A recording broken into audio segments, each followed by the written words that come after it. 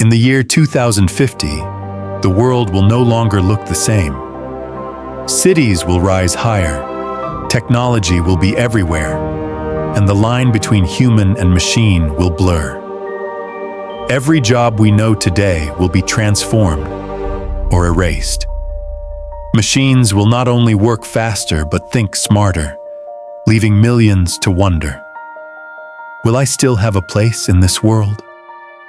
We once believed AI was here to help us, but by 2050, it may control the very system we depend on, deciding who works, who earns, and who gets left behind.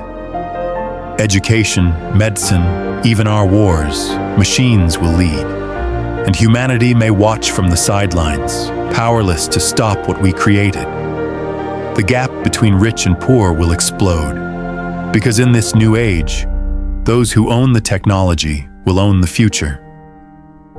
By 2050, the human brain may no longer be our own. Biochips and AI implants could rewrite how we think, how we live, even who we are.